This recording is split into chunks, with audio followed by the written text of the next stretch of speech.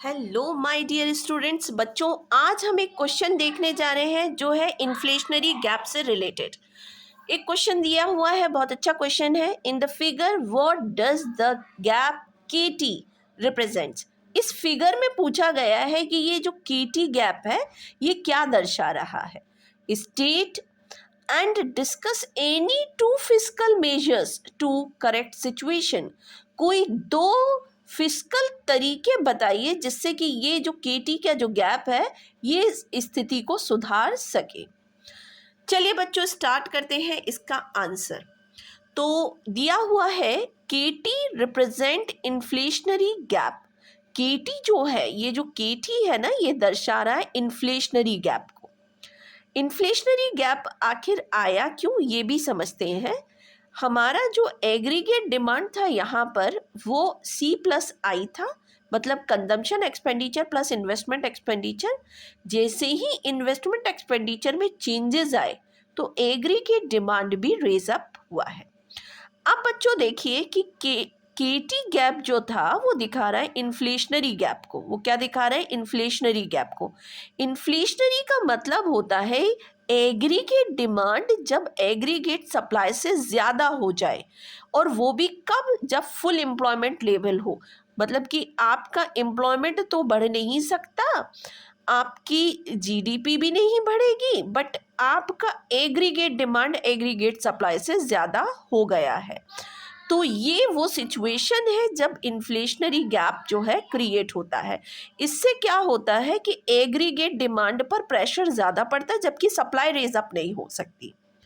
अच्छा चलो अब समझ लेते हैं कि दो मेजर्स बोले थे उन्होंने कि आप ये सिचुएशन को कैसे सुधारेंगे। तो बहुत जल्दी से समझते हैं। बहुत अच्छा मैंने यहाँ पे फ्लो आपको बनाने की कोशिश की है, समझाने की कि कैसे इसे हम ठीक करेंगे। तो देखिए बेटा क्या बोल रहा है। Two fiscal measures to correct the situation of inflationary gap. दो हमारे पास तरीके हैं। एक तो हमारे पास रेवेन्यू पॉलिसी हमने बता दिया और दूसरा हमने एक्सपेंडिचर पॉलिसी बता दिया। तो हम पहले समझते हैं रेवेन्यू पॉलिसी को। आपकी रेवेन्यू पॉलिसी के माध्यम से हम क्या कर सकते हैं? गवर्नमेंट अपने टैक्स रेट को इंक्रीज कर दे तो क्या होगा? लोगों के पास डिस्पोजेबल इनकम जो है वो कम हो जाएगी। डिस्पोजेबल इनकम क्या होती है? टैक्स पे करने के बाद जो उनके पास इनकम बची। अगर गवर्नमेंट अपना हाई टैक्स इम्पोज कर दे तो लोगों के पास टैक्स के माध्यम से पैसा चला जाएगा और डिस्पोजेबल इनकम डाउन हो जाएगा। जब उनके पास डिस्पोजेबल इनकम कम हो गई तो उनकी परचेजिंग पावर गिर जाएगी। अब वो खरीद नहीं पाएंगे तो मांग कहाँ से करेंगे? तो इस तरीके से इन्फ्लेशन जो है वो सुधर जाएगा। तो एक तरीका हमारे पास रेवेन्यू पॉलिसी का ये हो गया कि हम इस तरीके से गवर्नमेंट एक्सपेंडिचर, गवर्नमेंट टैक्स को जो है रेज अप करके हम इन्फ्लेशनरी गैप को सुधार सकते हैं। अब बच्चों हमारे पास दूसरा तरीका देखिए। देखिए दूसरा तरीका हमारा ये कह रहा है कि गवर्नमेंट अपनी पॉलिसी के माध्यम से भी इसे सुधार सकती है। Government should reduce public expenditure. सरकार अपने पब्लिक एक्सपेंडिचर्स को कम कर दे, वो ज़्यादा बेहतर है, क्योंकि इन्फ्लेशनरी गैप है। सरकार सुधार सकती है इस स्थिति को। कैसे?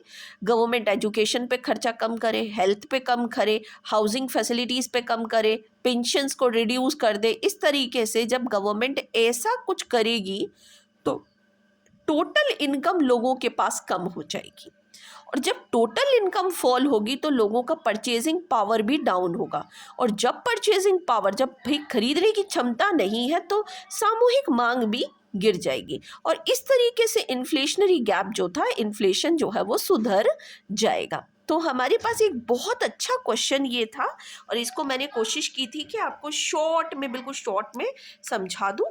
तो बच्चों ये क्वेश्चन आप लोगों ने, अगर आप चाहें तो आप इसका एक स्क्रीनशॉट इस तरीके से ले लें और इस क्वेश्चन को आप खुद से करने की कोशिश करें। बहुत अच्छा क्वेश्चन था। इसको मैंने फ्लो में यहाँ पर ऐसे बनाया हुआ है। आप भी ऐसे बोर्ड में करेंगे तो आपको इसका बेनिफिट जरूर मिलेगा। तो all the best my dear student for your board examination. और अगर इस तरीके के आपको वीडियोस पसंद आते हैं मेरे द्वारा तो प्लीज़ आप चैनल को जो है सब्सक्राइब कर लें और वीडियो को लाइक और शेयर करिए अपने सभी बोर्ड स्टूडेंट्स को, अपने सारे फ्रेंड्स को। Okay, bye bye, take care.